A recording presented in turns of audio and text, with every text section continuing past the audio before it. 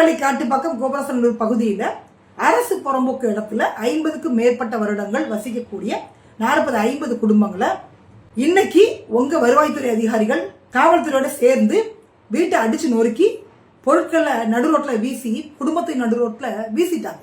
நீதிமன்றம் உத்தரவு கொடுத்துட்டாங்க. 20 நாளைக்கு முன்னாடி நாங்கள் நோட்டீஸ் அனுப்பிட்டோம்னு சொல்றாங்க. வாடகை வீட்டில் இருக்கிறோம் அப்படின்னா நாமளா காலி பண்ணாலும் சரி, ஹவுஸ் ஓனர் காலி பண்ண சொன்னாலும் சரி 3 மாதங்கள் அவகாசம் இருக்குது. அதுதான் அக்ரிமெண்ட் நம்ம போட்டிருப்போம், அதான் ரூலு. அப்படி இருக்கும்பொழுது 20 நாட்கள்ல ஒரே இடத்துல வாழ்ந்தவங்கள வீட்டை இடிச்சுட்டு நீங்க வெளியில போங்க அப்படின்னா அவங்க எங்க போய் வீடு பார்ப்பாங்க, எங்க போய் இருப்பாங்க? நீங்க தேர்தல் பிரச்சாரத்துல சொன்ன மாதிரியே தண்ணிக்கு வரி கட்டுறாங்க, வீட்டுக்கு வரி கட்டுறாங்க, இபி பில் கட்டுறாங்க.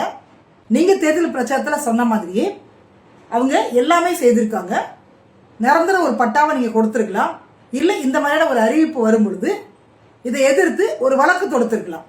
அந்த மக்களுக்காக நீங்க பேசியிருக்கலாம். தமிழக அரசு சார்ந்து நீங்க பேசியிருக்கலாம். இதெல்லாம் நீங்க ஏன் செய்யல அப்படின்னா உங்களுக்கு அதிமுக எம்எல்ஏக்களை தூக்குறதுல நேரம் சரியா இருக்குது. பனையூர் வாசல உட்காந்துட்டு வர்றாங்களான்னு பாக்குறதுக்கே நேரம் சரியா இருக்கிறதுனால மக்கள் பிரச்சனை கண்ணுக்கு தெரியல. அரசு புறம்போக்கு நிலத்தை ஆக்கிரமிச்சாங்க அப்படின்னு நீதிமன்றம் சொல்றாங்க.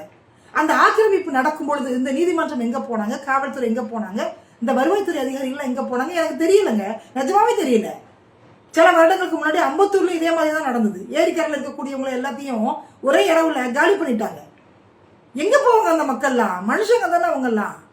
ஆக்கிரமிப்பு நடந்தப்ப, அங்க குடிசை போட்டப்ப, அங்க கொட்டா போட்டப்ப நீங்களாம் எங்க போனீங்க? ஆட்சிக்கு வரமாட்டோம் அப்படின்னு பக்கம் பக்கமா நீங்க தேர்தல் பிரச்சாரத்துல யாரும் எழுதி கொடுத்த ஸ்கிரிப்டை படிச்சுட்டீங்க. இங்க என்ன நடக்குன்னு உங்களுக்கு தெரியல. பனையூர் வாசல்ல உட்காந்துட்டு அதிமுக எம்எல்ஏக்களை எப்படி தூக்கலாம் அப்படின்னு குதிரை பேரை பேசிட்டு இருந்தா எப்படி மக்கள் பிரச்சனை தெரியும் சொல்லுங்க? நீங்க கொல்லப்புறமா வந்து ஆட்சி அமைச்சிட்டீங்க. உங்க ஆட்சி என்பது 5 வருடங்கள் முழுமையாக போகும். ஸ்டெப்னில உங்களுக்கு தேவையில்லை. அதனால இனிமேலாவது மக்கள் பிரச்சனையை பாருங்க. அந்த மக்களுக்கு மாட்சி இடம் கொடுங்க. இல்ல பனையூர்ல கூப்பிட்டு நீங்க வச்சுக்கோங்க. வீடு கிடைக்கிற வரைக்கும் பனையூர் பங்களாவை அவங்களுக்கு கொடுங்க. ஆட்சியை பிடித்த 50 நாட்கள்ல நீங்க செய்த சாதனை என்ன அப்படின்னா டிஎம்கே பற்றி தொடர்ச்சியாக விமர்சனம் பண்றது, அங்க உள்ள சட்டமன்ற உறுப்பினர்கள் எல்லாம் அரெஸ்ட் பண்றது, அதிமுக எம்எல்ஏக்களை குதிரை பேரம் பண்ணி தூக்கிட்டு வர்றது, அவங்க ஊழல்வாதியா இருந்தாலும் சரி, கொலை பண்ணாலும் சரி, கொள்ளையடிச்சாலும் சரி, அதை பத்தி உங்களுக்கு கவலையே கிடையாது. அவங்கள தூக்கிட்டு வந்துடுறாங்க. இதுதான் நீங்க செய்த பெரிய சாதனை. 2 வருஷத்துக்கு முன்னாடி பேராசெட்டமால் மாத்திரை எப்படி நுணுக்கணும் அப்படின்னு டெமோ பண்ணாங்க இல்லையா? அந்த திட்டத்தை கொண்டு போய் நீங்க மக்கள்கிட்ட சேர்க்கணும் அப்படின்னு சொல்றாங்க. அந்த அதிகாரிகள்கிட்ட சொல்றாங்க. இந்த திட்டம் போய் சேரல.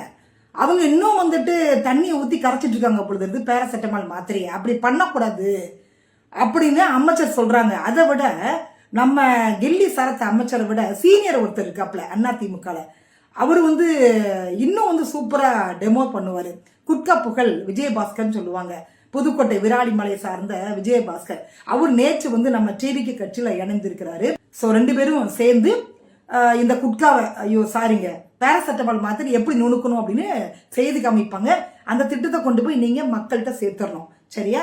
அதைத்தான் வந்து அமைச்சர் விளக்கமா சொல்லிட்டு இருக்காங்க.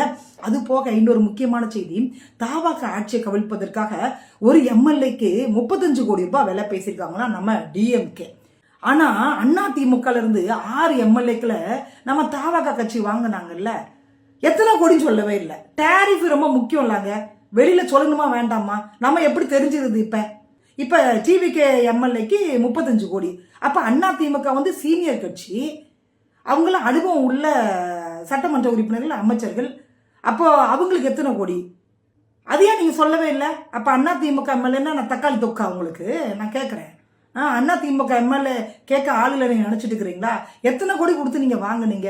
அதிமுக எம்எல்ஏகளுக்கு எவ்வளவு கோடி கொடுத்து வாங்குனீங்க அப்படின்ற விலைப்பட்டியலை வெளியில சொன்னாதானங்க நாங்க அந்த திட்டத்தை கொண்டு போய் மக்கள்கிட்ட சேர்ப்போம்.